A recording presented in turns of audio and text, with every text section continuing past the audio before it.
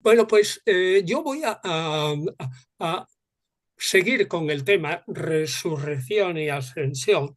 Voy a hacer una segunda clase porque no me he quedado yo tranquilo y ahora diré también por qué. Porque la resurrección y ascensión son básicas. El relato sobre la tumba vacía constituye el fundamento, la resurrección, sobre todo de la teología de Pablo y de la evolución teológica posterior. Es decir, yo podría haber dicho, bueno, ya lo he dicho todo casi en la primera clase, pero ¿por qué voy a insistir? Pues por una cosa que dirán ustedes que es un poco increíble y es un hecho curioso. A saber, durante aproximadamente 4 años y pico, alguien fundó un foro dentro de otro foro de deporte sobre el Jesús histórico, pero que era de colegios muy católicos. Y entonces la idea era enfrentar a gente como muy católica contra un individuo historiador que no se mete directamente con la religión, pero que es agnóstico. Y me han hecho en total en 4 años y medio 375 preguntas. En total, aproximadamente lo que yo he escrito debe ser como mínimo 500 o 600 folios respondiendo a esas preguntas, como mínimo. Y entonces, al final, hasta que yo ya quedé harto, me hicieron más de 50 preguntas seguidas solo sobre la resurrección. Y entonces dije yo, las ideas tienen que quedar claro porque si no, no me pueden haber hecho 50 preguntas sobre la resurrección. Así que por eso permítanme ustedes que insista en algunas ideas y me lo perdonarán porque creo que es importante. Bueno, como saben, la negación de la resurrección es tan vieja casi como el cristianismo primitivo, pero sobre todo en el siglo II. Yo creo que ustedes ya conocen al filósofo medio platónico Celso en su discurso verdadero y Orígenes, que lo recoge e intenta refutarlo, y en algunas cosas sí, en el contra Celso, ya empezó a decir en el siglo II que las apariciones habían salido de la mente enfermiza de una mujer, María Magdalena, y hoy es el Día de la Mujer, por lo menos en España. Pero eso lo dijo Celso. Y otros, sin embargo, siguen diciendo, y a mí me lo decían en esas preguntas, que la resurrección de Jesús es el hecho histórico mejor atestiguado en los evangelios. Y por tanto me decían, yo no sé cómo usted discute su historicidad.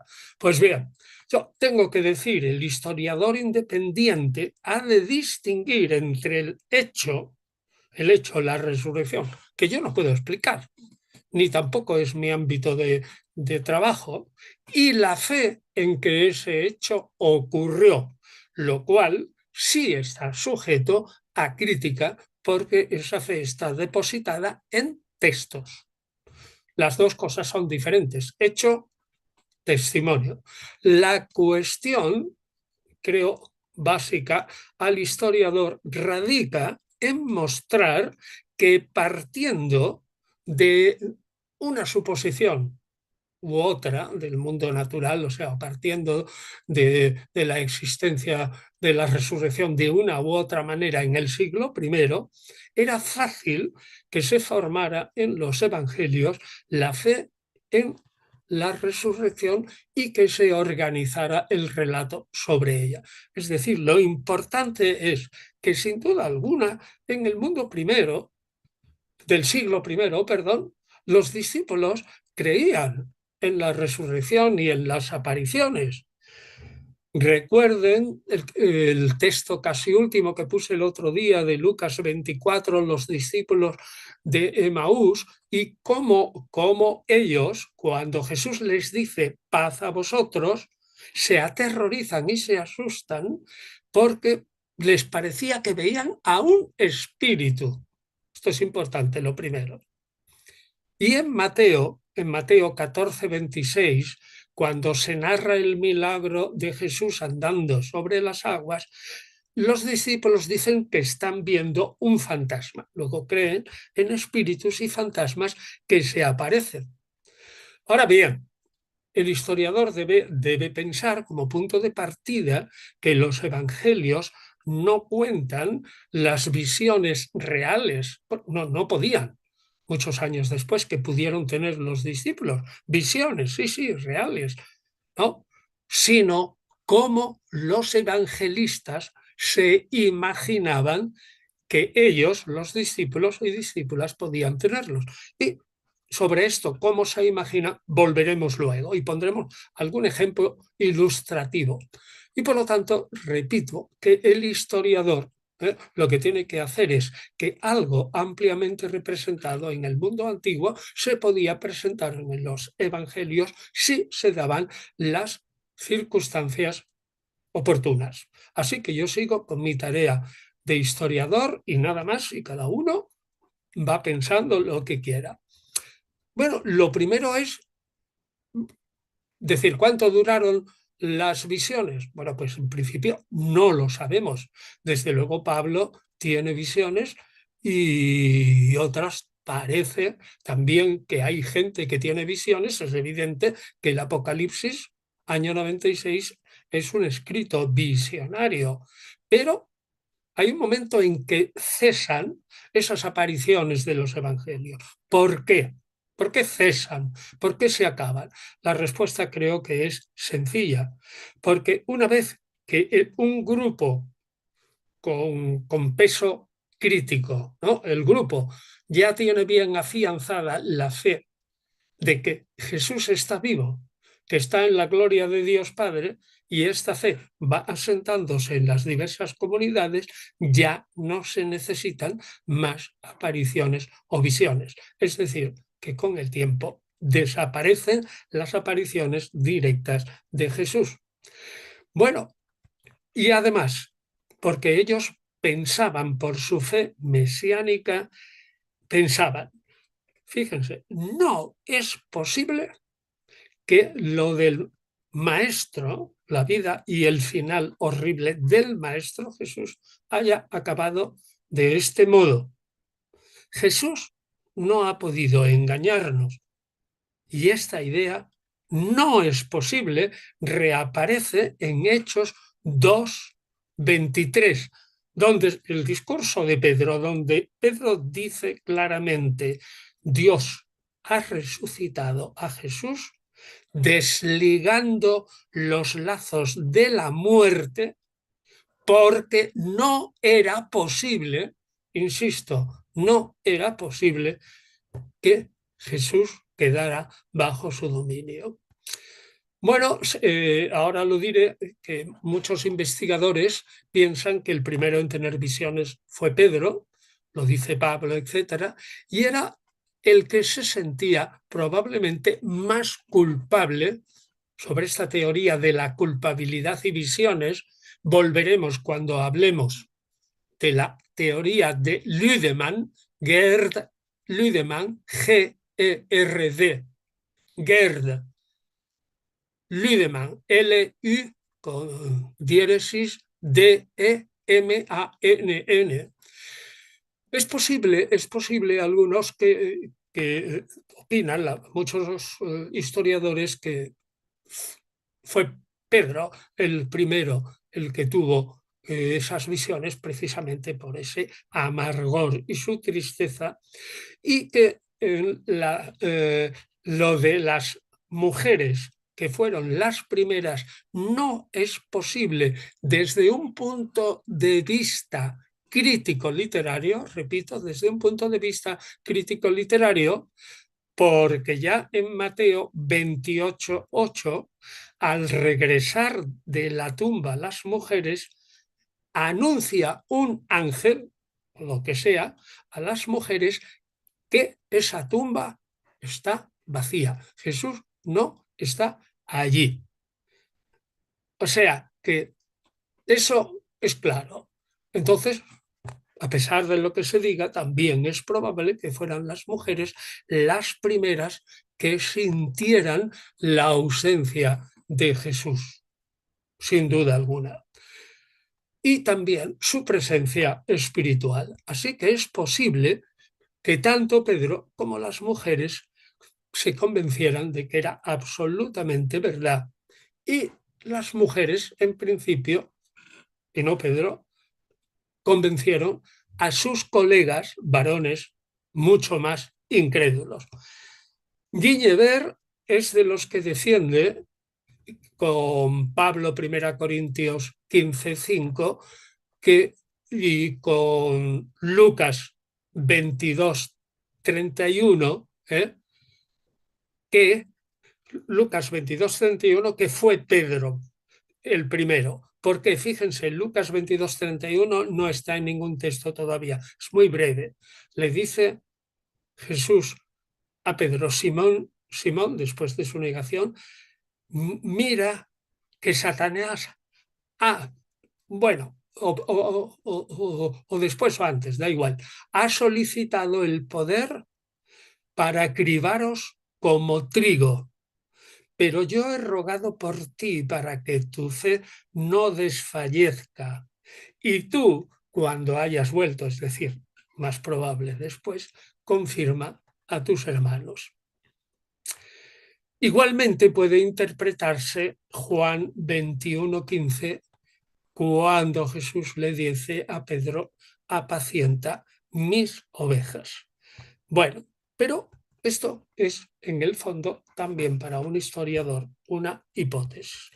A partir de 2 Corintios 4:6, un texto breve que tampoco está en los señalados, pues el mismo Dios que dijo: de las tinieblas brille la luz, ha hecho brillar la luz en nuestros corazones para irradiar el conocimiento de la gloria de Dios, la gloria de Dios que está en el rostro, en la faz de Cristo.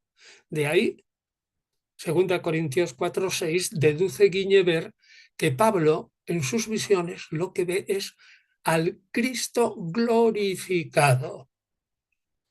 ¿Por qué? Pues porque la resurrección no era ningún problema, dado que, como se creía en la resurrección general, que resucitara el Mesías el primero, pues no era demasiado problemático. Y además hemos dicho en la clase anterior que probablemente al principio se entendía la resurrección como una exaltación. Recuerden que yo me basaba en la clase anterior en Filipenses,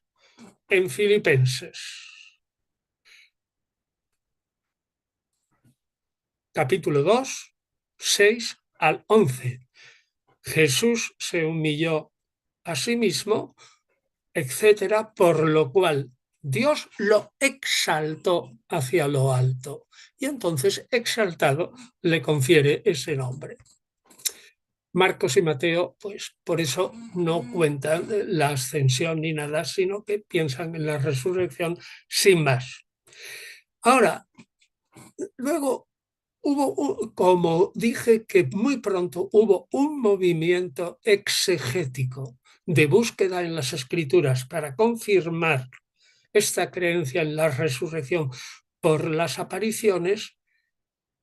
Resulta que uno de los descubrimientos fue que también estaba profetizada la resurrección de Jesús en los salmos, en concreto el Salmo 16:10.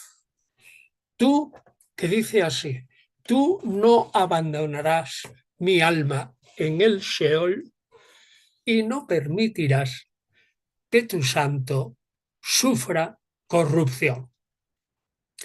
Y que era una creencia muy posible, lo demuestra, por ejemplo, la parábola de Lucas 16 del gran rico y el mendigo Lázaro, cuando el mendigo le pide, el rico, perdón, le pide al mendigo, que lo ve allí arriba con Abraham, y le pide y le dice: no, pues envía a alguien para que mis hermanos sepan dónde estoy yo aquí y a ver si se conviertan. Es decir, era totalmente posible que la resurrección fuera una exaltación, que todavía no el cuerpo estuviera arriba y que se pudiera bajar a la tierra. Bueno, importante es que en esta misma idea de la exaltación aparece de alguna manera en el Evangelio de Juan 13:1. No habla nada más ni de tumba ni nada, sino dice, antes de la fiesta de la Pascua, al saber Jesús que su hora había llegado para pasar, o sea, no dice más, para pasar de este mundo al Padre. Se entiende mucho mejor si piensa que es una exaltación en espíritu. Y, por ejemplo, Lucas, Cristo exclama, según Lucas, en la cruz 23:46, al morir, y dice, Padre, en tus manos encomiendo mi espíritu, es decir, no su cuerpo. Y ese mismo Jesús le dice al, según Lucas, malhechor, hoy estarás conmigo en el paraíso. Luego es claro, parece claro que al principio se entendía la resurrección como no corporal, sino exaltación. Y desde luego esa exaltación ayuda también a pensar, o sea, la resurrección no corporal, porque en un cuerpo espiritual no aparece hasta Primera Corintios, ¿no? Pues el que fuera una exaltación en espíritu, pues ayuda a que las apariciones fueran sencillamente de algo que atraviesa las paredes fácilmente, algo, un espíritu que aparece y desaparece, como hemos visto en Emaús, o con Tomás incrédulo o luego creyente en el capítulo 20 de Juan. Ahora bien, esa idea de la exaltación, que es muy griega, muy espiritual, porque el griego muy religioso no tiene, muy platónico también y muy órfico, tiene poco en cuenta el cuerpo, pues eso de pensar solo en el alma podía ser para algunos un tanto abstracto. ¿Por qué? Pues porque el espíritu era fácilmente atacable por cualquiera, como dijo Celso, como una vana ilusión de mujeres o incluso de hombres y una superchería. Y por ello se dio el paso, creo que sencillo, para materializarse. Desde luego, al principio probablemente no hubo historias del descenso y entierro verdaderos ni tumba vacía, sino solo cuando se sintió la necesidad de corporizar la exaltación. Es decir, que probablemente tenemos un paso de exaltación a corporización y ya empieza a circular ¿eh? Que según Oseas, un profeta antiquísimo, pues en el 6:2 que ya citamos, dentro de 2 días nos dará la vida y al tercer día nos hará resurgir y en su presencia viviremos. Es decir, en ese tiempo viviremos, es volver a vivir corporalmente. Bueno, pues entonces eh, vemos un primer paso en espíritu, incluso antes de que se diera esta corporización. Y aquí ya sí que vamos a ir al primer texto, que ya es más largo, no estos breves que he ido citando, al primer texto, 1 Pedro 3, 18, 20, que es un texto bastante tardío, pero que denota, que para mí es muy importante, que subsisten las ideas de exaltación, espíritu, corporización, cuerpo, aunque más tarde Pablo invente de cuerpo espiritual. Léanlo, fíjense. Fíjense en el versículo 19, ¿eh? Dice claro que Jesús fue en el espíritu y predicó a espíritus encarcelados. Es decir, los que están en el Hades no son corpóreos, son humo, son imágenes, son poca cosa, ¿eh? Casi se les puede atravesar con la mano.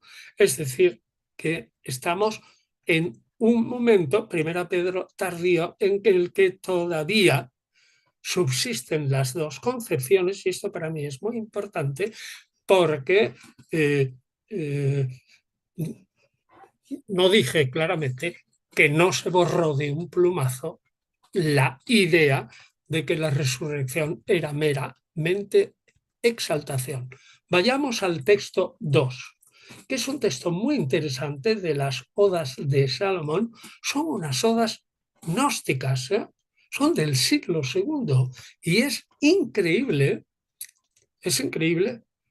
están en siríaco, no se han traducido al griego, pero vamos, en apócrifos del Antiguo Testamento lo tenemos traducidos por Xavier Alegre. Son himnos en los que un profeta se mete dentro tanto, o mejor, dentro de su cuerpo se mete dentro tanto Jesús, que el profeta habla como Jesús.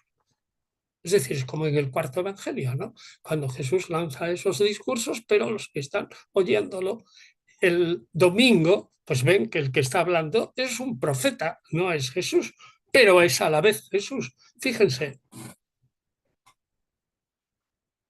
lean esto porque yo no sé muchos, creo que las Odas de Salomón no lo conocen.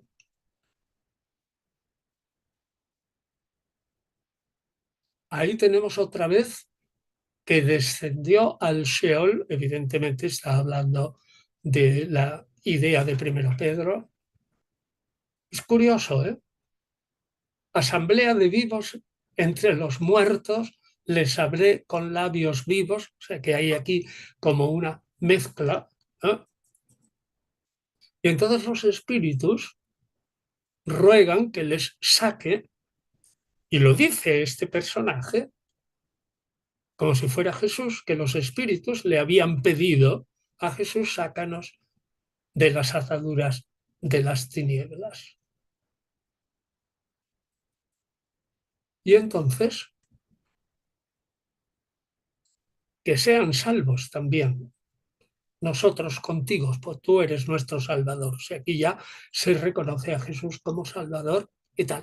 ¿Ves? Se dan cuenta cómo en el siglo II tenemos todavía una idea de que la resurrección no es corpórea. Es decir, que eso se va haciendo, claro, en los evangelios muy pronto, pero en otros sitios se ve que subsistía otra idea. Bien, a la pregunta ¿por qué Jesús no se quedó en la tierra para inaugurar el reino de Dios mesiánico? No hay, o sea, esa pregunta no hay respuesta. Pero la teología dice que lo hizo no para dar tiempo a sus discípulos para que se recuperaran, no, sino para dar tiempo a la Iglesia a convertir al mayor número de gentiles. Es decir, Dios no envía de inmediato el juicio final, sino que da tiempo para la conversión de los gentiles. Y así se va generando la espera en la segunda venida. Total, que resulta que lo importante aquí es esta mezcla claramente que que quiero que ustedes lo tengan en mente de cómo las ideas en el cristianismo primitivo van evolucionando lentamente hasta la creencia en el cuerpo de Jesús, pero espiritual. Bueno, resulta que aunque nosotros digamos como historiadores la importancia fundamental de las apariciones, da igual que no tengan una historicidad indiscutible, ¿eh?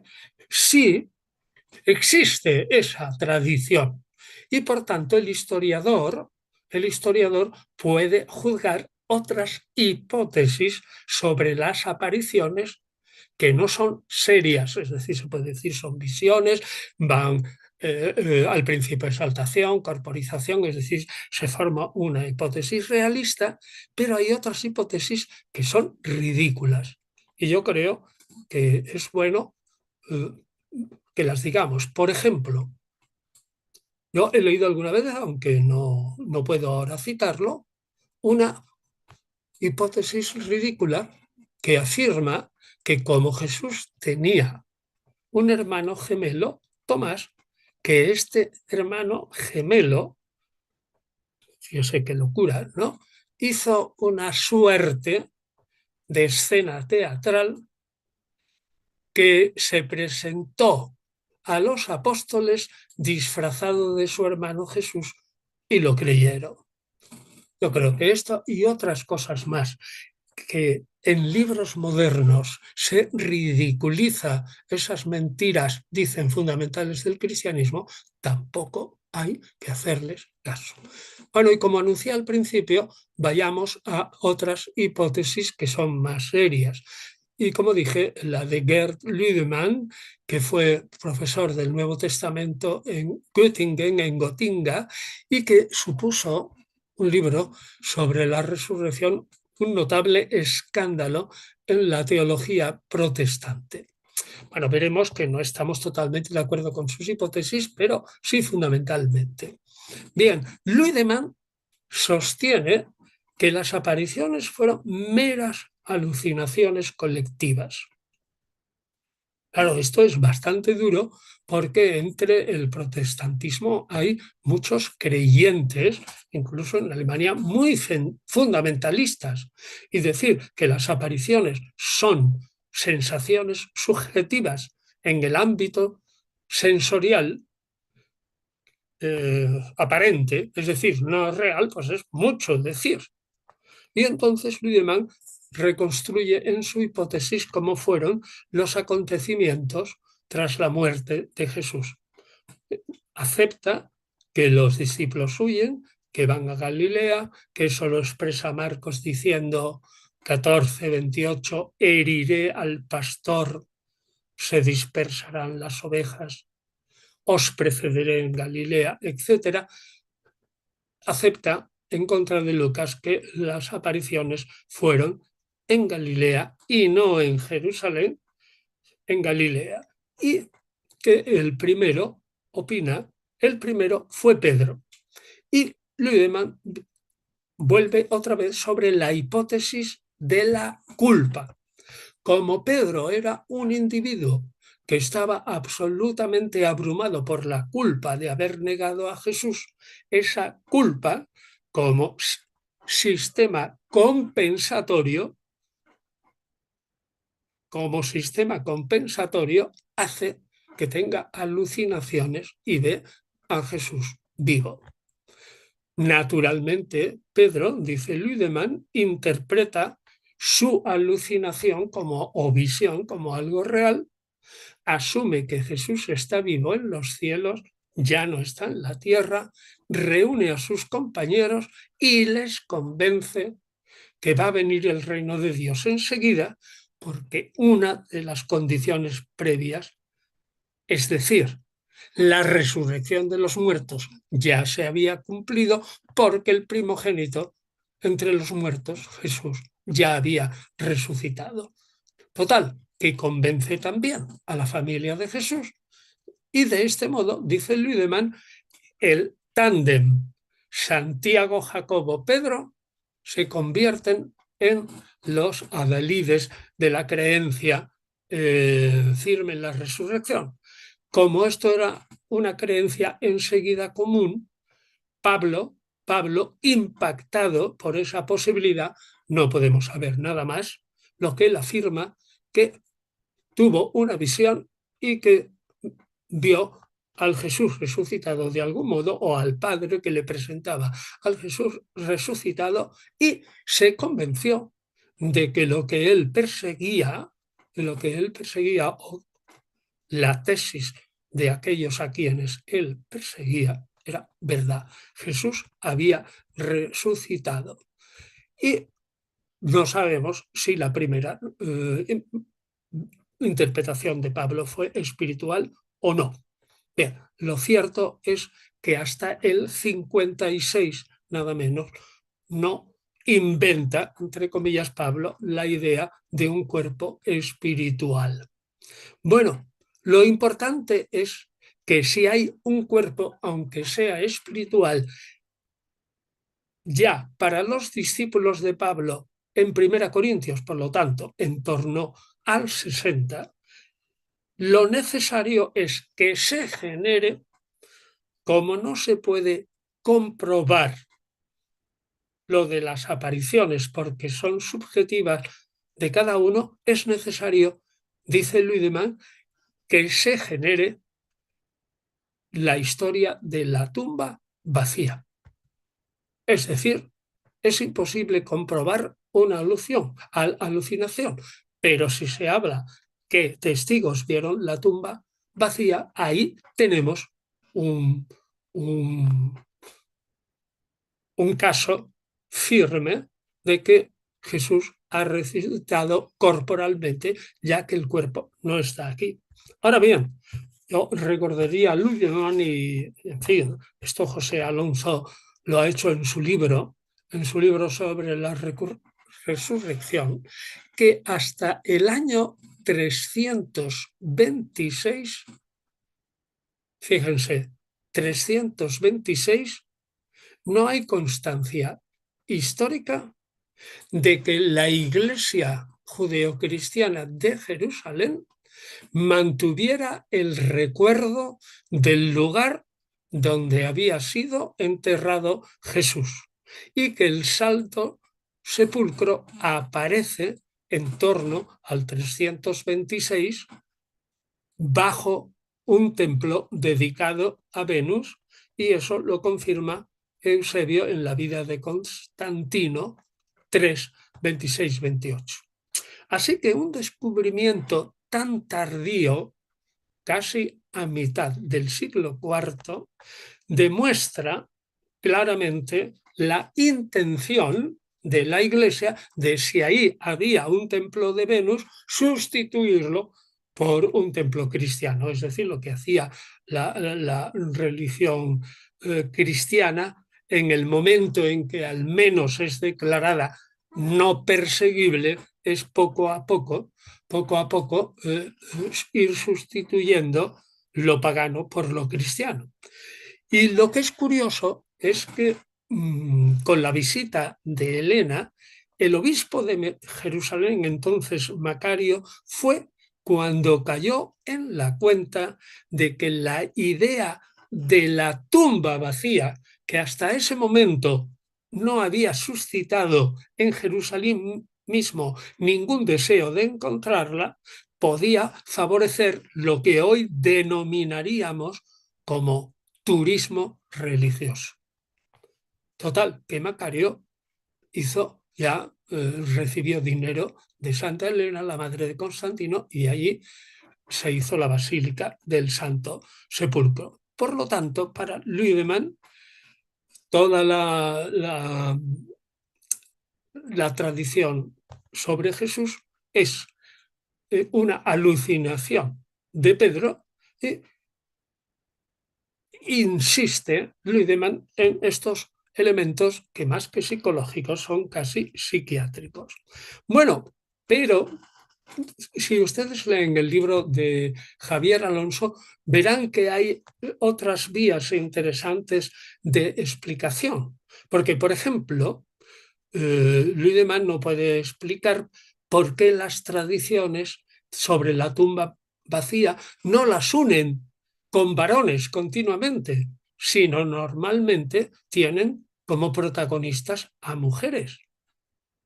Es decir, que la vía de la psiquiatría que utiliza Lüdemann, quizás, dice Javier Alonso, puede completarse con alguna que otra idea que no se pueda demostrar empíricamente, pero que pueda ser una hipótesis razonable. Ya sabemos que en la historia antigua no hay leyes ni teoremas, sino que hay hipótesis razonables. Bueno, pues el argumento es que aparte de los apóstoles, hubo además, y de Pedro, otro grupo de personas que no tendrían, contra Lüdemann, que sentirse culpables, como Pedro, por haberle negado, para sentir internamente que Jesús seguía vivo. Es decir, que esto es un sentimiento interno y ese sentimiento interno lo afirma Javier Alonso y sigue una idea mía en la que yo he afirmado contra Luidemann, ciertamente que no fue las primeras apariciones, o por lo menos el nacimiento del gran bulto de las apariciones como muestra y prueba de la resurrección, no proviene de Pedro, sino de las mujeres. Y entonces, ¿qué es lo que hace la tradición? Que como al principio se concentra en una persona, que es decir, María Magdalena, lo que hace la tradición es aumentar el número de mujeres. Es decir, que no sea solo María Magdalena. ¿Por qué? Porque María Magdalena, que rápidamente atrajo la atención, y eso ya se ve, que es, si, si no me equivoco, se nombran contando los duplicados, etcétera, más de 15 veces a María Magdalena en el conjunto de los evangelios. Repito, contando los duplicados. Bueno, pero María Magdalena tenía el problema de que, según Lucas 2, Jesús había expulsado de ella 7 demonios. 7 demonios, pues eso supone que María Magdalena tenía una enfermedad grave. Entonces, esa enfermedad grave podía pensar incluso o hacer pensar incluso a los antiguos que María Magdalena no era ella sola la mejor baza, sino que digo, hay que tener más contundencia. Y por eso se añade a varias mujeres a María Magdalena. Y que las mujeres puedan hablar, de alguna manera, hablar con el resucitado, eso se da hasta hoy día. Yo creo que alguna vez he contado que un amigo mío muerto, que era oriental, contaba, había fallecido su mujer, pero contaba que él veía a su mujer y que hablaba muchos días con ella. Eso me lo ha contado a mí. Entonces, si eso se repite ya en varias mujeres, tiene más peso. Es decir, que lo importante es la ampliación. Y la ampliación de que no solamente un varón, Pedro, o no solamente una mujer, sino varias personas. Entonces, claro, realmente eso ya es vivo, ya es un argumento más, porque son bastantes las que dicen que Jesús sigue vivo entre nosotros. Así que yo creo que esta idea de que lo sienten más las mujeres que los varones y que hay que pensar que las apariciones empiezan entre las mujeres, me parece que apunta más a una posibilidad histórica entre comillas, siguiendo la línea psicológica de Ludemann. Es decir, no que yo me invente una línea psicológica, sino que Ludemann ya había ido por la línea psicológico-psiquiátrica. Bien, total, que en Primera Corintios ya tenemos una cadena, Primera Corintios 15, incluido lo de 500, 500, algunos viven, que lo vieron, que repito, no sé cómo explicar eso, ya en la época de Primera Corintios 15, en torno al 56, 57, ya hay una cadena creíble de apariciones múltiples. Y dado el papel absolutamente secundario de las mujeres, se comprende también que esa cadena creíble de Primera Corintios sea solo de varones. Pero nosotros damos argumentos, ¿no?, psicológicos de que Pablo está exagerando el papel de los varones. Pues en fin, creo que nos resulta descabellado pensar que se aferraban, sobre todo las mujeres, a la idea de que no era posible. Como dije al principio, Jesús vive. ¿Y cómo? Según nuestra hipótesis también, no se puede encontrar el cadáver si está enterrado en una fosa común. Tienen que ver a Jesús, ellas de alguna manera muy, muy sensibles, son apariciones variadas y muy fuertes. Y Lucas dice que esas apariciones de mujeres no fueron creídas por los varones. Dice en 24:11, y a ellos, los discípulos, tales palabras, que se sobreentiende de las mujeres, les parecían disparates y no las creían. Pero la realidad es que se fueron convenciendo poco a poco. La precisión que se pregunta al mundo, algunos, ¿no?, ¿cuándo creyó María Magdalena por primera vez la presencia viva de Jesús y luego otras mujeres? Eso no se puede responder porque no hay manera ni tenemos textos, y ya sería prolongar la hipótesis demasiado. Otra idea fue la resurrección, para afianzar la idea de la resurrección, la idea de que la resurrección a Jesús entraba dentro del ámbito general de concepciones judías, porque los judíos pensaban que la resurrección, y vamos al texto número 3, Daniel 12:3, los judíos pensaban que el buen comportamiento en esta vida del justo era reconocido por Dios y le premiaba con la resurrección, porque en la Biblia hebrea es el capítulo 12 de Daniel y no Ezequiel 37, donde aparece por primera vez clarísimamente la idea de resurrección. Este es un texto que nadie, aunque sea del 160, no se atreven a interpretarlo de otra manera cualquier comentarista, más que como una creencia firme en la posibilidad de resurrección para el justo. Y resulta que Jesús era el justo por antonomasia. Vamos al texto 4. Y el justo por antonomasia recibiría con más razón el don de la resurrección. Vamos al texto 4, el libro de la sabiduría, capítulo 2.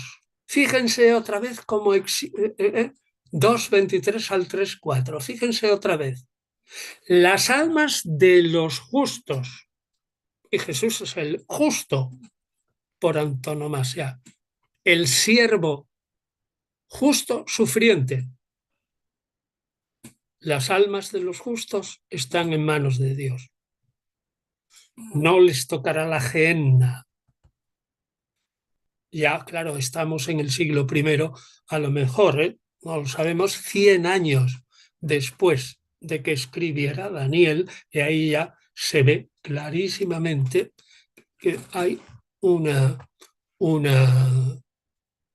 certeza y confianza en la resurrección y en la inmortalidad.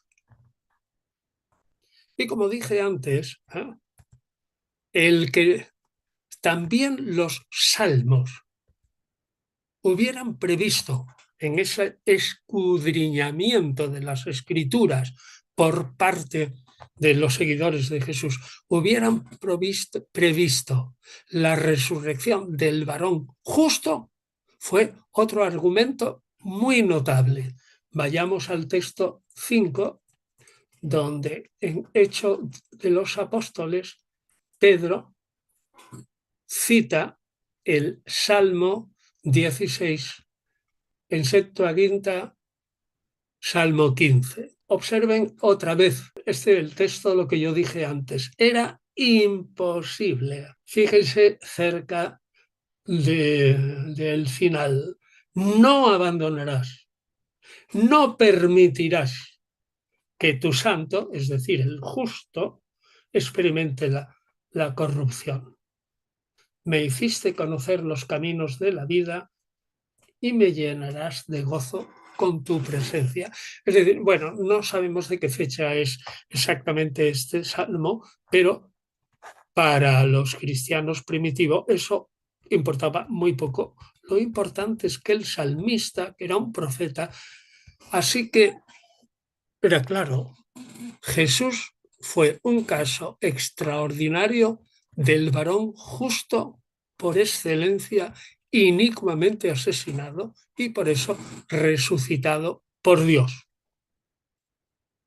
Jesús era un hombre excepcional y extraordinario porque era el profeta de los últimos tiempos y sobre todo porque se proclamó rey Mesías de Israel según Lucas 23, 2. Lo importante es, pues, que al ser reconocido como rey, Jesús, el ungido por excelencia, tenía que entenderse en este salmo que ese santo por excelencia, pues, no quedara sumido en los horrores del Hades o de la tumba. Total, que muy pronto se hizo un recuento de posibles textos mesiánicos de la Biblia hebrea y se pudo decir, y lo dice Pablo, aunque sin citar ningún texto, que Jesús había muerto y resucitado según las Escrituras. Esto es lo importante. Y lo importante es que Jesús es el siervo sufriente y de una manera oscura, aunque parece que el siervo sufriente en Isaías muere, pero resucita al menos su espíritu en su descendencia. Total, que aquí ya tenemos en el 56, 58 la posibilidad, después de este análisis, ¿no?, que es puramente hipotético y puramente psicológico al modo de Lüdemann, que no tenemos por qué seguir a Lüdemann ni a Guiñever en la teoría también de Pablo, que fuera Pedro el primero, sino que es posible que la tradición de Juan XX, María Magdalena, la primera en recibir una aparición del resucitado, tuviera una base en la realidad. Lo importante también en las afirmaciones de las cartas de Pablo en su actividad misionera es que Pablo habla siempre de ver y ser visto. Y el verbo griego, sepa un poco de griego, jorao, en pasiva, jorao significa ver. Y en pasiva es ser visto, pero es ser visto no solo con los ojos, sino también con la mente. Es decir, en griego hay textos que ese se apareció es ver con la mente y percibir interiormente. Es decir, que probablemente las mujeres lo que percibían a ese Jesús, que lo veían, o sea, les ardía el corazón, y lo veían como espíritu y podían hablar con él o al menos sentirlo vivo a la derecha. Que hablaron o lo que sea, o si lo adoraron o algo así, ni lo sabemos ni lo podremos saber. Bueno, total, que afirmamos también en esta hipótesis en que pensamos o repensamos la teoría psiquiátrica psicológica de Lieberman, que sí es posible que con el tiempo, para la mayoría de los cristianos, la interpretación del cuerpo de Cristo ascendido a los cielos, inexistente, sustituido por una ascensión meramente de su espíritu, puede ser que para muchos con el tiempo no fuera excesivamente convincente y que la mayoría de ellos pensaran que cuando se les hablaba de la resurrección de Jesús lo entendieran de una manera literal, es decir, su cuerpo, como fuere, había vuelto a la vida.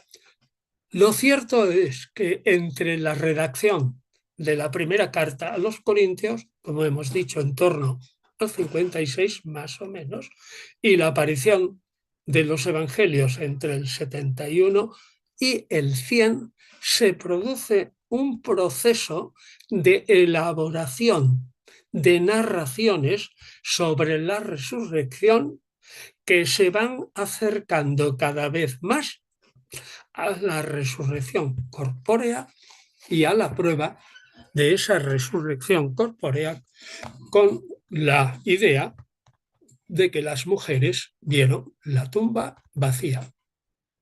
¿Y por qué podemos afirmar hipotéticamente la existencia de este proceso? Pues porque, como he insistido al principio, contamos con relatos de los evangelios y de fuera de los evangelios, Primera Pedro y Odas de Salomón, en los que aparecen confusamente mezclados varios niveles de la creencia de la resurrección, es decir, en espíritu y en Juan también, ¿no? En el Evangelio de Juan, en espíritu y en cuerpo. Es decir, estamos justificados para ver un proceso, primero resurrección espiritual, exaltación, y luego corporización y creación de la idea de la tumba vacía. Bueno, en esta hipótesis, si la expresión literaria fue la aparición, la idea desarrollada de la resurrección corporal fue la que llevó a la creación, y por eso he dicho tantas veces que parece que es secundaria a la creación del relato de la tumba vacía. Es una consecuencia lógica de la corporización. Y por lo tanto, ¿qué mejor forma de demostrar que efectivamente la resurrección había ocurrido? No hay otra, crítico literariamente, que contar el hallazgo del sepulcro vacío. Es posible que este relato del sepulcro vacío naciera, como todas las tradiciones, en un primer momento en alguna narración oral, pero es casi seguro que pronto debió de pasarse por escrito si se tenía de alguna manera la idea de que ya clara de que no se había podido encontrar el cuerpo.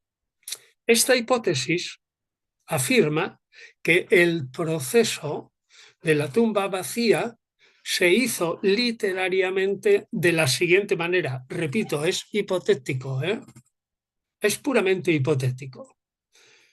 Si se consideró que José de Arimatea, jefe de los enterradores de Jerusalén y que pertenecía a un sinedrio, se le consideró como un consejero, no de un sinedrio de segunda, un sanedrín de segunda clase, sino de primera clase, y un seguidor de Jesús, era fácil que él, que era un miembro del Sanedrín, fuera rico y que se inventara, o sea, crítico literariamente, la idea de una tumba concreta elegida por José de Arimatea y, según Mateo, privada, que estaba preparada para él mismo, de José, y situar a las mujeres en la escena.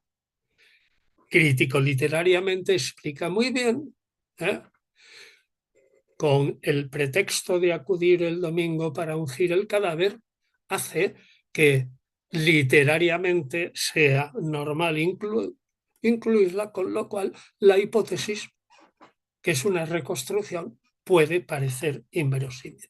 Bueno, ya ven ustedes que yo estoy aquí especulando hipotéticamente para intentar formar una hipótesis que explique lo de Pedro, lo de María Magdalena, la vía psicológica, la vía de la necesidad con el tiempo de pasar de la exaltación a la corporeidad.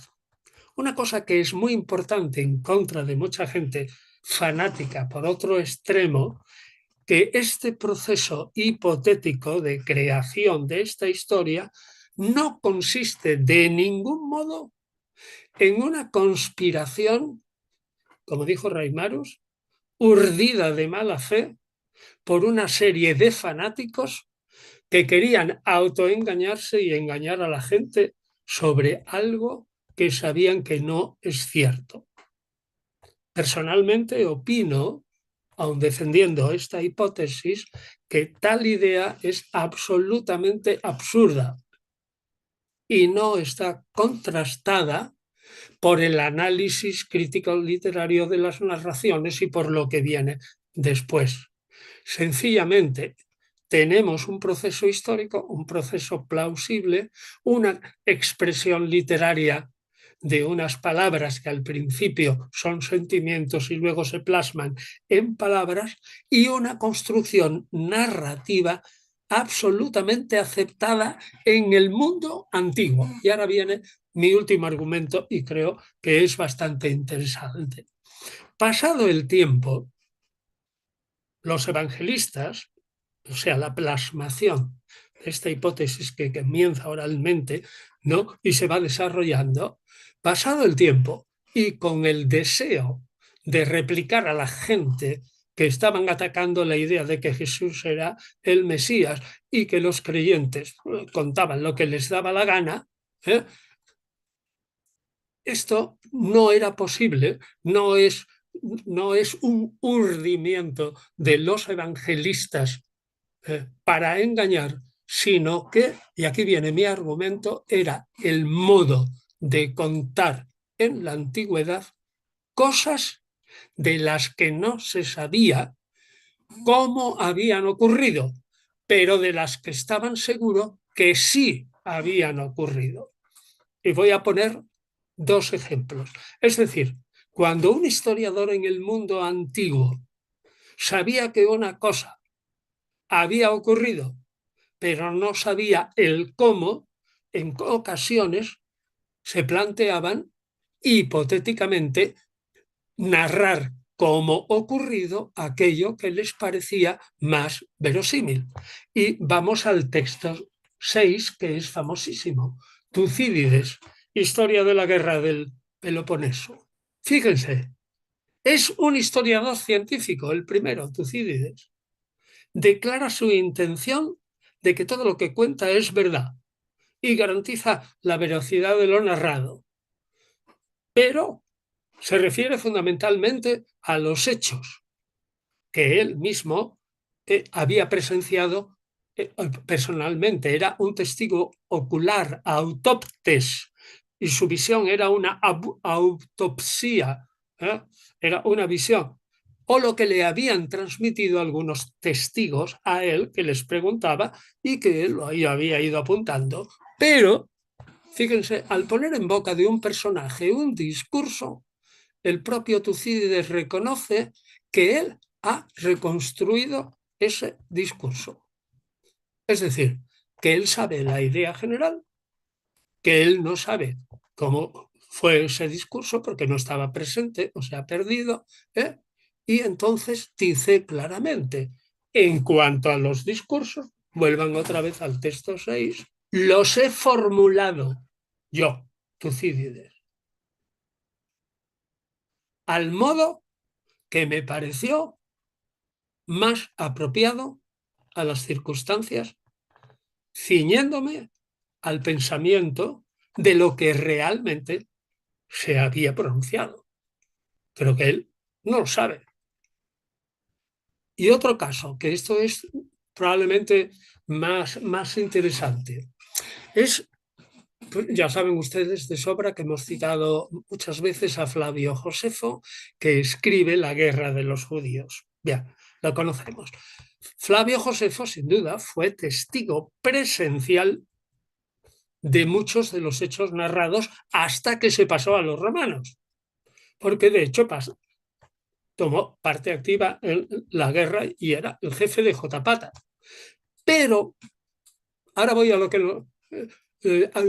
nos interesa. Hay un pasaje bastante famoso porque una de las partes más famosas de la guerra, del relato de Flavio Josefo, es el asedio y la caída de la fortaleza de Masada. Tanto que ya saben ustedes que es el signo y donde se jura la bandera en el ejército hebreo. Es decir, esto es ya una cosa mm, básica, ¿no? Como verdadera. Bueno, pues esa narración ha dado lugar a una creencia en el moderno Israel. Pues bien, sabemos con absoluta seguridad cuándo Josefo se pasó al enemigo. Antes del 70, bastante antes, en el 68 o 69. Y resulta que la toma de Masada fue en el 74. Flavio Josefo no estuvo en Masada. No estuvo en Masada. Se encontraba ya en Roma desde hacía por lo menos 5 años, acompañando a la familia imperial. O sea que todo lo que cuenta, o bien se lo transmitieron algunos romanos, pero hay algunas circunstancias que no encajan. Por ejemplo, la reproducción palabra por palabra de dos grandes discursos pronunciados por el jefe de Masada. Eso es un invento de Flavio Josefo, al igual que Tucídides, que al menos preguntaba.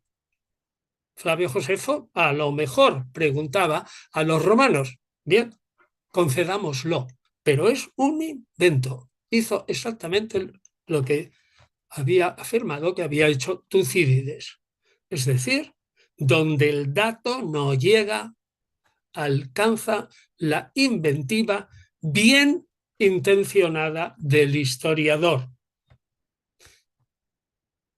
Sencillamente, la arqueología desmiente eh, prácticamente lo que dice Josefo. Entonces significa es Josefo que está mintiendo, urdiendo fanáticamente una mentira. Bueno, pues a pesar de que Flavio Josefo sí tiene fama de inventarse algunas cosas y de cambiar de bando, pues lo fundamental es la resistencia de Masada y que allí hubo una heroicidad evidente, aunque no parece tampoco que se tiraran y se mataran unos a otros, etcétera, pues relató lo que no había podido presenciar, aparentemente con el deseo de referir lo que podía haber ocurrido. Así que cuando los evangelistas se proponen entre el 71 y el 100 construir marcos narrativos con el motivo de la tumba vacía al que llegan, según nuestra hipótesis, por un proceso lógico, no es necesario imaginarlos como charlatanes a los evangelistas mentirosos, sino como un Tucídides o un Flavio Josefo. Es decir, que están actuando tranquilamente con el modo de actuar de los historiadores de la época, aunque nosotros, como pasa con Flavio Josefo, luego críticamente tengamos, ya con la experiencia de la crítica histórica textual y en el caso de Masada con la arqueología, tengamos los medios para poner en duda la veracidad de lo dicho. Pero no estamos hablando de eso, sino no es, son historias no urdidas por fanáticos. Fíjense cómo va evolucionando, y con esto voy a terminar brevemente, cómo va evolucionando la historia. En el final breve de Marcos, ¿eh? Lo único que se limita a constatar, que estamos ya en el 71, ¿eh? Es una tumba vacía. Ves el lugar donde lo colocaron, dice el joven, y estamos en una fase muy antigua del proceso. Aquí no aparece Jesús en escena. El segundo es Mateo. Y entonces aparece en este evangelio ya un Jesús que es reconocible a simple vista y además que lo tocan. Es decir, las mujeres lo tocan. Y se trata de un cuerpo ya no etéreo, es un cuerpo corriente, carnal. Luego se mezcla esto con una narración de origen independiente, porque aparece solo en Lucas, que es Lucas 24, los discípulos de Maús, donde es una alucinación. Y luego se habla del encuentro de María Magdalena, que al principio puede aparecer una alucinación, pero Magdalena retiene a Jesús por los pies. Es decir, que a partir de Mateo tenemos una presencia plenamente corpórea de Jesús. Y por lo tanto, en resumen, entre los años 58 y 100 se produce todo un proceso narrativo en el que la resurrección de Jesús adopta un giro de lo puramente espiritual exaltativo a lo totalmente carnal y físico que hemos intentado explicar. Y permítanme brevemente unas palabras sobre la ascensión. Pues ciertamente la ascensión, y ahí tienen los textos 7 y 8, que los repetiré, 7, vamos a verlos rodando. Bien, pues ven ustedes que dentro de la mentalidad judía, ¿eh? Una vez que nos estamos situados ya en que se cree en la resurrección, como la mentalidad judía ve que entre el cielo y la tierra lo que se encuentran son una serie de capas, una serie de capas, que son así como si fueran trozos de una naranja y que arriba son 7 cielos y al cielo séptimo, ¿no? Que está Dios, no llega nadie, pero cerca de él sí llegan los humanos. Ya vemos que como los humanos, si son especiales, por ejemplo, pues Enoch, ¿eh?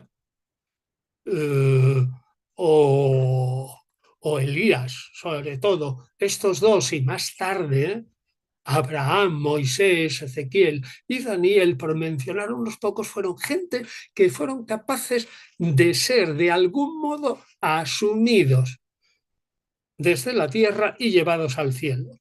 Al principio ya saben que hay en el judaísmo solo dos en el cielo, Elías y Enoc, pero más tarde se aumenta a Abraham, Moisés y quizás Isaías, Ezequías y más tarde Daniel. Es decir, que lo que pasa es que la idea de la ascensión y pasar desde el cielo, perdón, desde la tierra al cielo por esos 7 cielos hasta llegar hasta el sexto por ahí, cerca de la presencia de Dios, era una idea absolutamente aceptable. Ya lo ven a ustedes en el texto 7.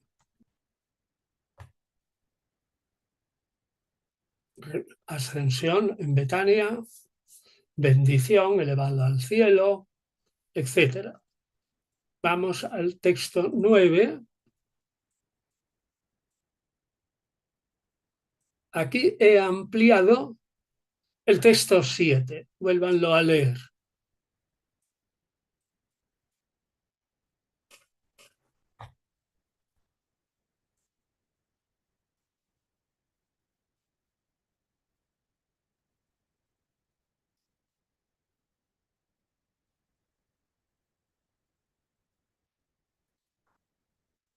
Paso por alto eso de que ellos esperaban el reino de Dios en la tierra. Ahora me interesa solamente lo de la ascensión. Y por último, en el Evangelio de Juan, que no se nombra la ascensión, hay 2 o 3 indicios. Los leo, no están ahí. Juan 3:13. Nadie ha subido al cielo sino aquel que bajó del cielo, el Hijo del Hombre que está en el cielo. Juan 6:62. El pan de vida, y como muchos de sus discípulos, al oír esto empiezan a protestar y dejan de ser discípulos. Y dice Jesús más o menos, ¿os escandaliza esto que yo digo? Pues ¿qué pasaría si vieran al Hijo del Hombre ascender donde estaba antes? Es decir, no solamente que yo haya dicho esto del pan angelical, ¿no? Cuerpo y sangre, el Mesías, sino que tuvieran una visión del Hijo del Hombre. O en Juan 20:17, María Magdalena, recuerden, suéltame porque todavía no he subido al Padre. Ve a mis hermanos y los subo a mi Padre, vuestro Padre y vuestro Dios, etcétera, que lo citamos el día pasado. Aquí no vamos a hablar tampoco y terminamos con esto, no vamos a hablar tampoco de las diferencias en la ascensión, de que si 24 horas o la resurrección entre Lucas evangelista y discípulo de Lucas en Hechos, etcétera. Lo importante es que tenemos 2 testimonios y 3 alusiones a la ascensión, o sea, 2 testimonios, hechos, discípulos de hechos y 3 alusiones en Juan. Y luego el Salmo 110, interpretado mesiánicamente, donde se lee, siéntate a mi derecha hasta que ponga a tus enemigos como escabel de tus pies. Tiene que haber habido una ascensión. Pues bien, me detengo aquí. Ya la clase ha sido suficientemente larga. Yo lo que he querido insistir, porque yo no me quedaba muy tranquilo con una clase solo, he querido insistir en ideas que ya expliqué en la primera clase, en ideas sobre la resurrección y la ascensión, que el historiador se encuentra ante textos donde se ve claramente la mentalidad de la época. Y por eso lo he defendido también al estilo de Tucídides y Flavio Josefo.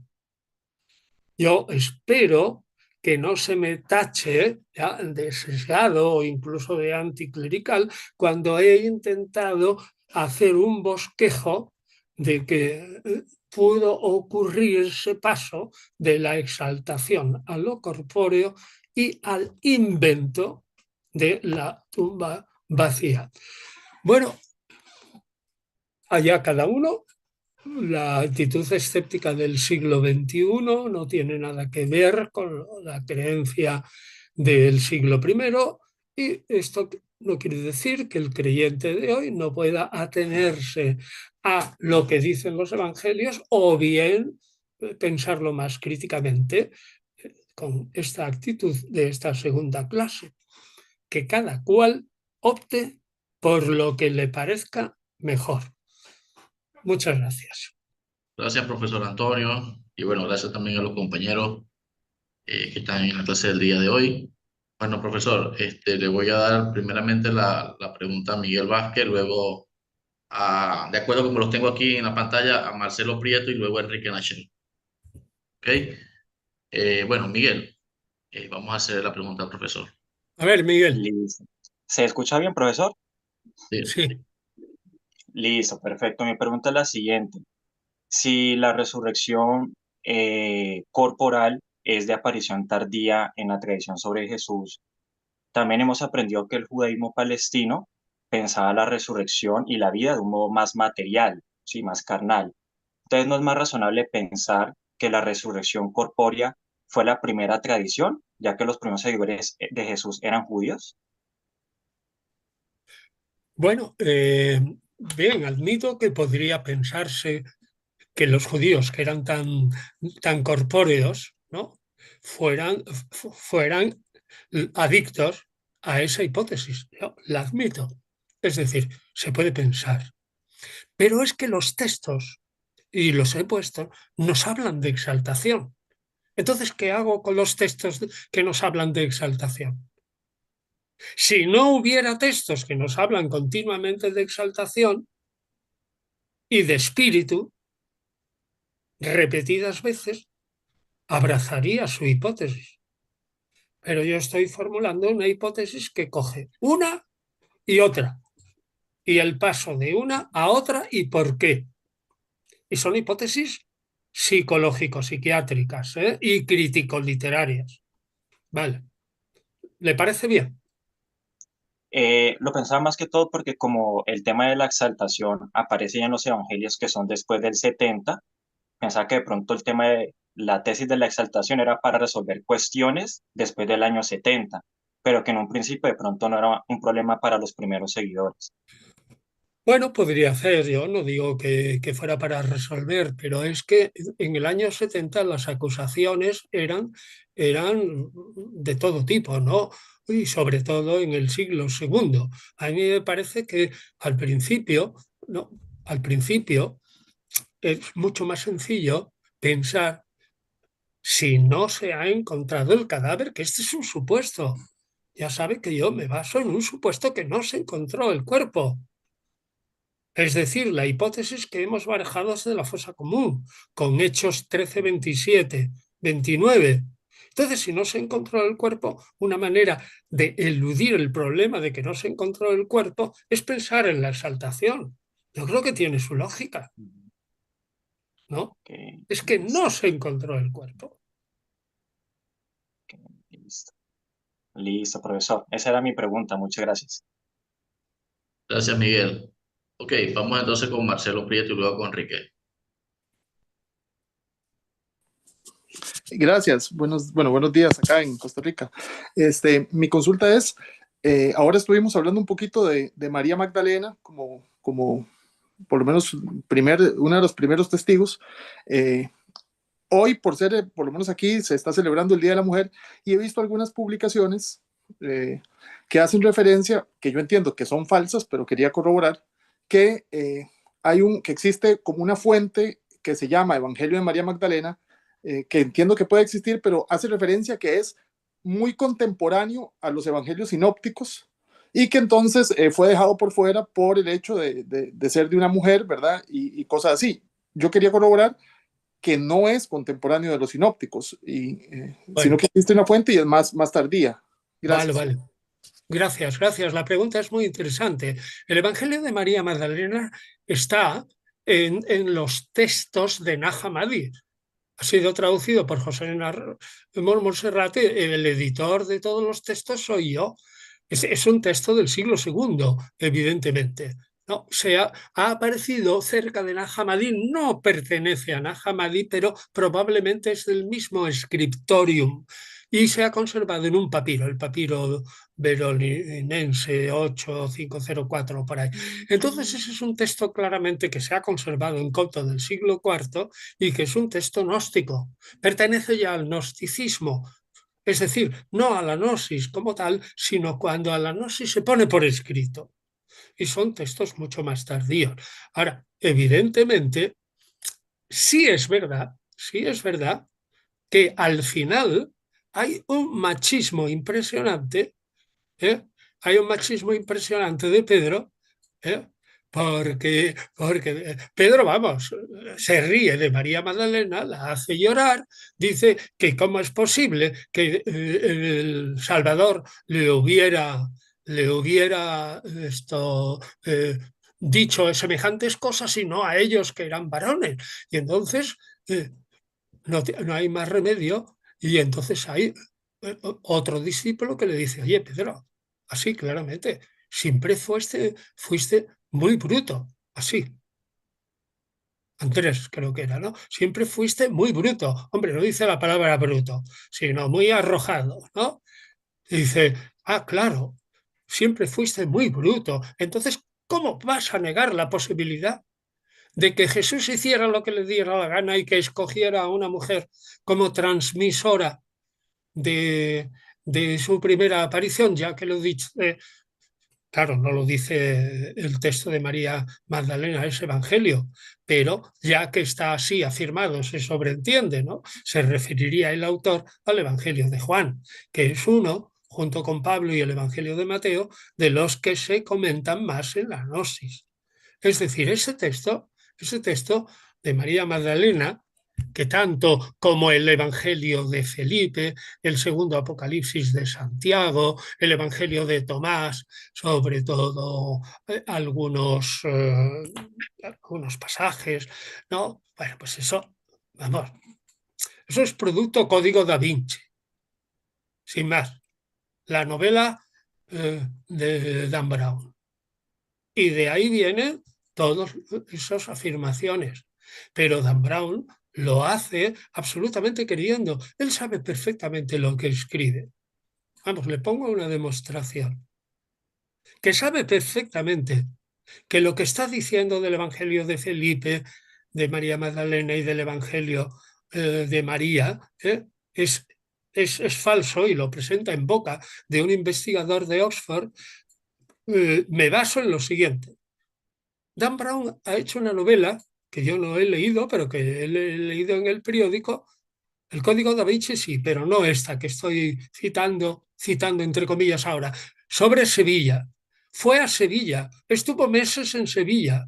La descripción que hace de Sevilla en su novela no se parece en nada a la Sevilla de los sevillanos.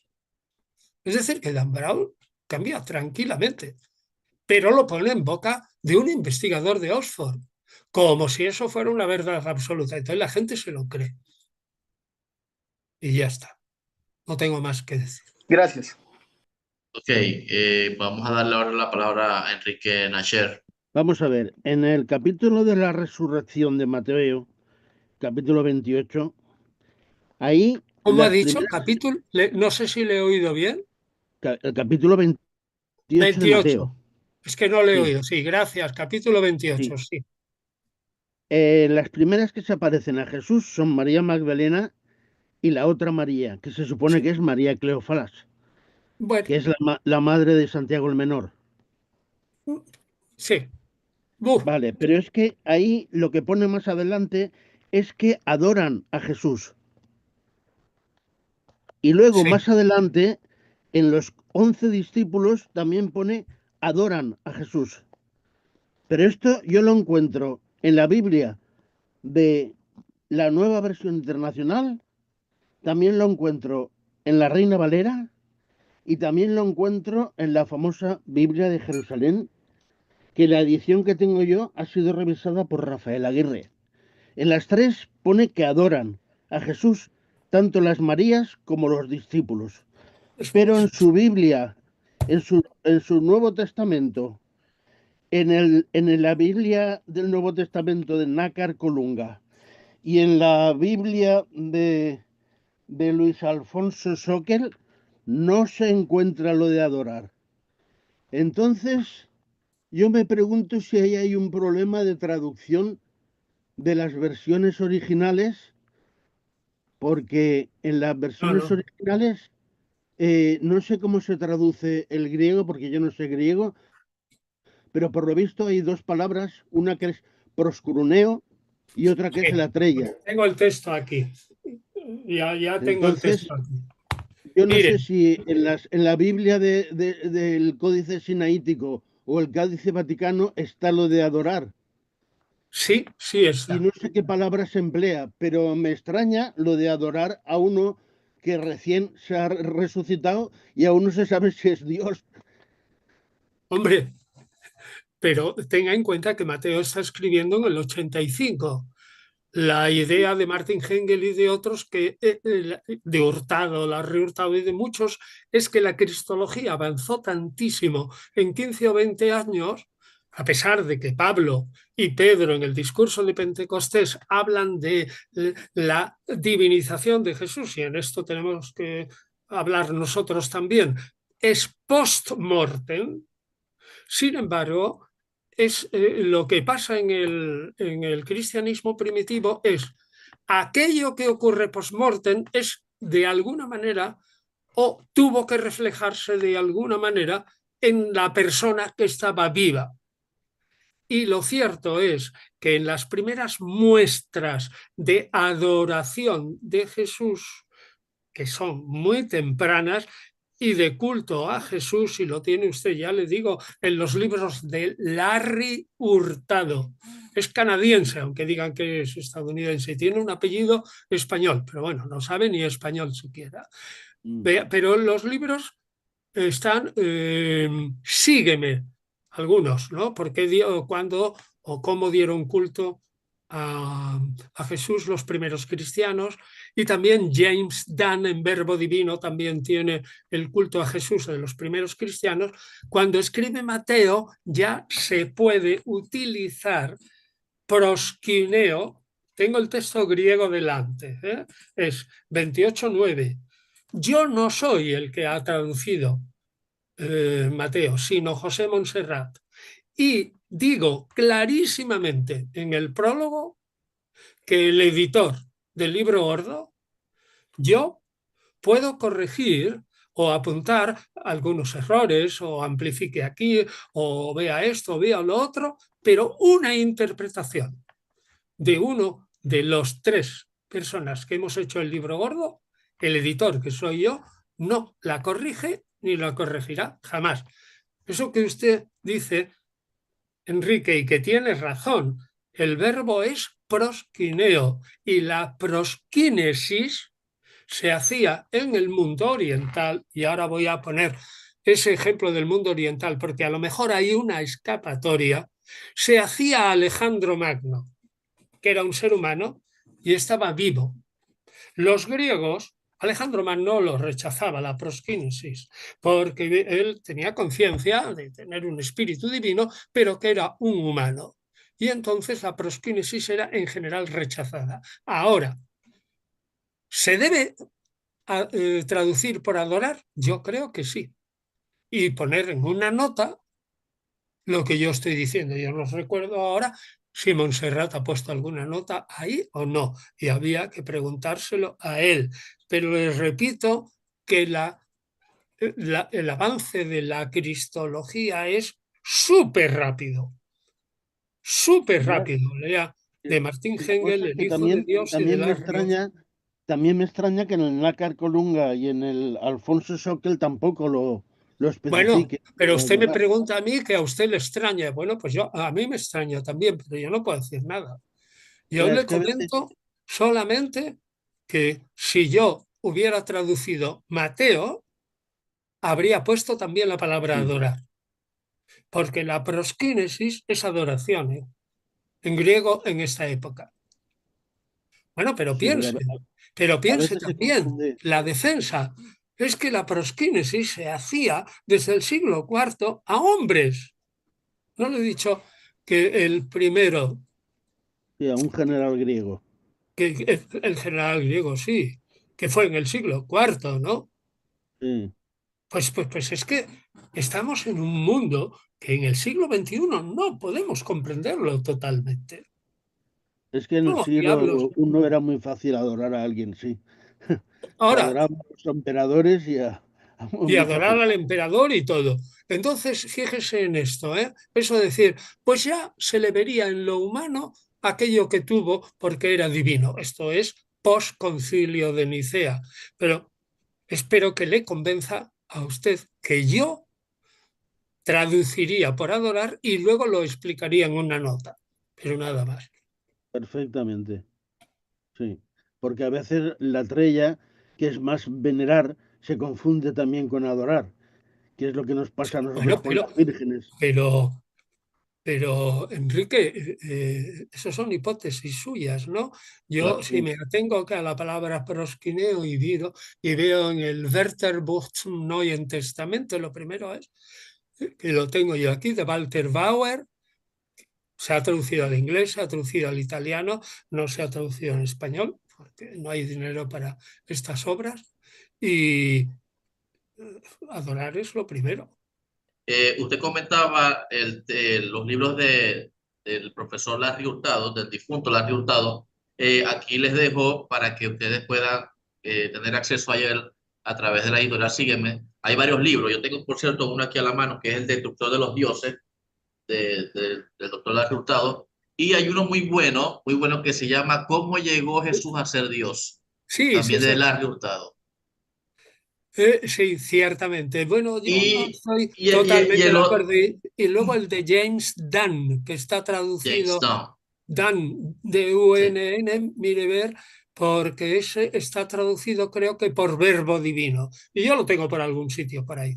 Dieron sí, culto señor. a Jesús, me parece que se llamaba así, los primeros cristianos. Me Sí, y parece hay que otro que se llama también de Larry, que se llama Señor Jesucristo, la devoción a Jesús en el cristianismo primitivo. sí, es verdad.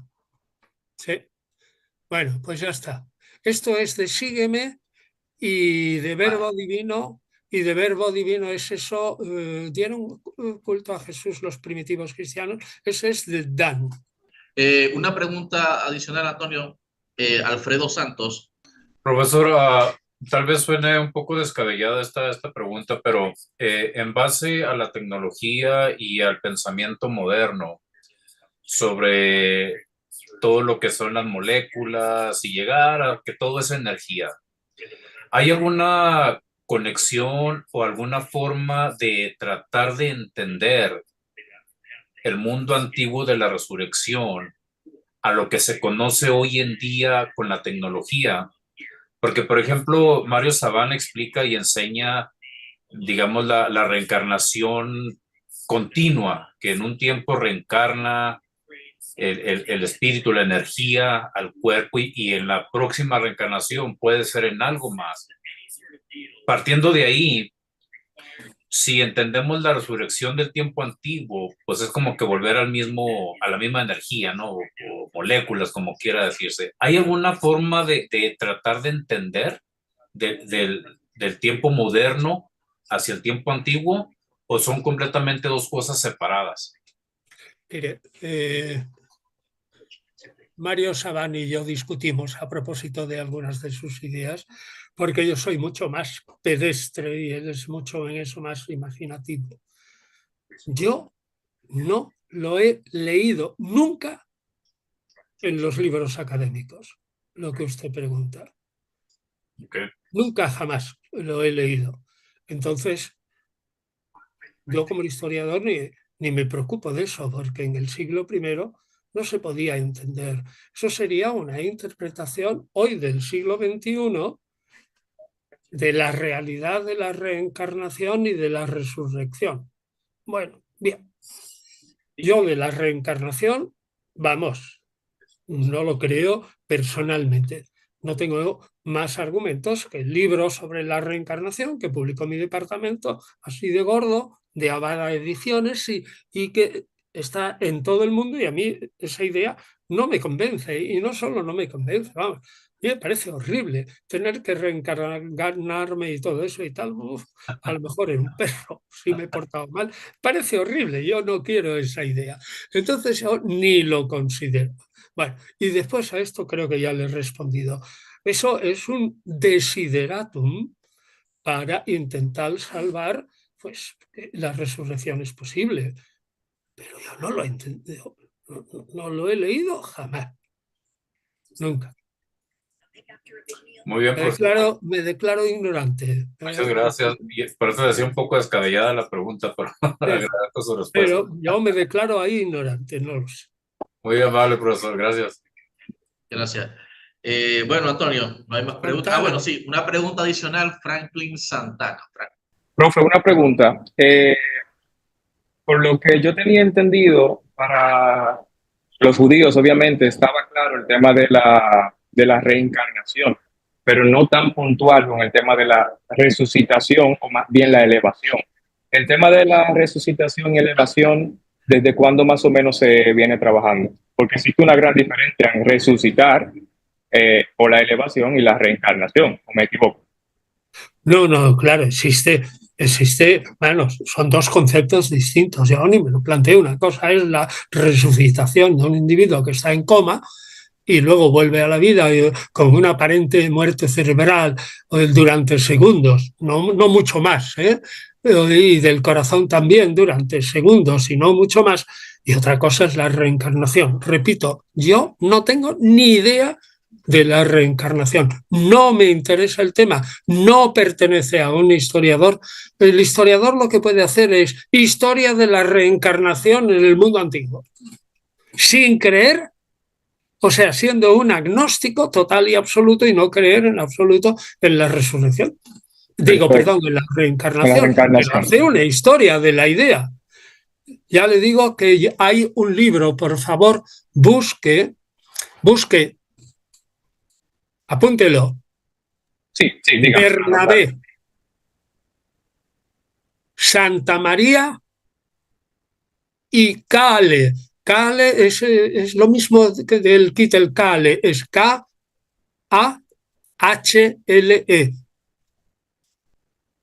Reencarnación, un volumen así de gordo, publicado por gente de mi departamento y del departamento de semíticas.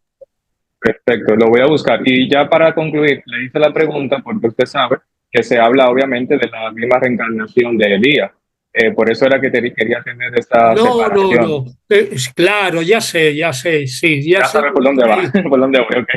Sí, no, ya sé que algunos interpretan como reencarnación y de ahí se puede sacar que algunos en el judaísmo creían en la reencarnación. O no, yo ni lo niego. Vamos, por supuesto. O sea, que algunos lo defendieran, yo no lo niego.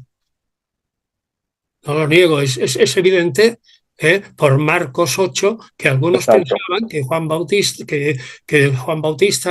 que ya muertos, o Elías, que ya estaba en el cielo, pues habían reencarnado en Jesús, etcétera y tal. Bueno, sí, lo admito. O sea, popularmente la reencarnación ha existido, la idea siempre, y entre los griegos también. Pero bueno, digo que eso es un tema del que yo no me he ocupado en absoluto y porque creo que como tal la reencarnación no está en el cristianismo más primitivo, no se plantea en el Nuevo Testamento, que es mi ámbito, no se plantea en el cristianismo nada más que tarde. Ahí tienen ustedes en el libro editado por Santa María, Bernabé y Cale, un capítulo de Mercedes López Salvá y Miguel Herrero, creo, sobre la resurrección en los Santos Padres y el cristianismo, y ahí se explica claramente la opinión de algunos cristianos tardíos que pudieran pensar en la resurrección, pero más bien tardío, no en el Nuevo Testamento, en absoluto, no. Gracias, profesor, me queda súper claro. Gracias, profesor Antonio, y bueno, gracias también a los compañeros. Antonio, solamente quería comentar algo que me llamó la atención antes de finalizar, algo que dijiste hoy cuando mostraste las láminas y mencionaste el texto de las Odas de Salomón.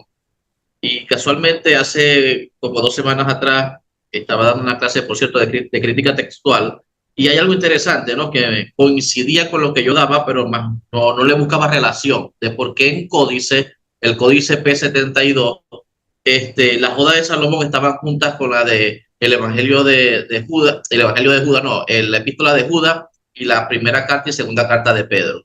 Yo decía, ¿qué hace ese texto en ese códice? Claro. Y ahora creo que ya entendí ahora con lo que explicaste. Claro, es que fue considerado un texto profético y quizás hubiera entrado a lo mejor en el canon, pero fue rechazado por falta de atestiguación, porque no se tenía idea clara de que procediera de un discípulo, porque no se leía en todas las iglesias, porque no estaban de acuerdo.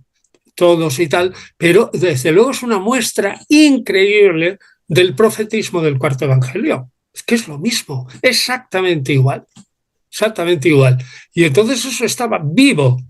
Ya dije que si el argumento, perdón, mejor, si la idea de la inspiración hubiera sido decisiva en la formación del canon del Nuevo Testamento, y esto lo dije en mi tesis, en vez de 27 libros, el Nuevo Testamento sería de 27.000 libros, porque todos, o de 2.700 libros, porque todos los cristianos antiguos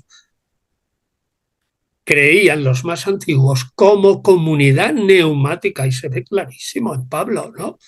Como comunidad neumática, espiritual, carismática, etcétera, se creían en posesión del Espíritu. Y el Evangelio de Juan está hecho por diversos autores que se creen en posesión del Espíritu. Y además lo dice Clemente de Alejandría. La interpretación del Jesús profundo es una obra del Espíritu. Mientras que la interpretación del Jesús material y superficial, pues es obra de los pobres evangelistas Marcos, Mateo y Lucas, que se quedaron en lo superficial, pobrecitos. Dice, eso decían algunos en tiempo de Clemente de Alejandría, ¿no? No que Clemente lo dijera, sino que pobrecitos, mientras que los efesinos del grupo de Juan, eso sí que habían dado con la tecla de ver cuál era Jesús. Pero bueno, ya digo, el canon tendría 2.700 libros. Así es, todos esos libros son muy importantes. Aunque la Iglesia haya desechado algunos y otros no, creo que todos tienen muchos aportes hoy en día para la investigación. Y también para complementar las ideas, ¿no? Hoy diste ese punto me pareció bastante clave de la joda de Salomón con el texto de Primera de Pedro. Hay una claro, pero es porque estaba considerado como inspirado y parecido. Claro, eran entre los canonizables, sí. Pero lo mismo el Pastor de Hermas, incluso. El Pastor de Hermas, sí. O la Didache no. El Pastor de Hermas, ciertamente, y alguno más también, ¿no? O la Epístola de Bernabé. De Bernabé, eso es, probablemente esa podía haber entrado en el canon. O sea. Bueno, gracias Antonio, de verdad, y gracias también a los compañeros. Ya la clase de hoy es la clase número 49. Nos vemos la próxima semana, la clase número 50, y estaremos entonces enviando el día de mañana la grabación. O sea, feliz tarde para todos, Dios les bendiga y nos vemos en la próxima clase. Menudo récord.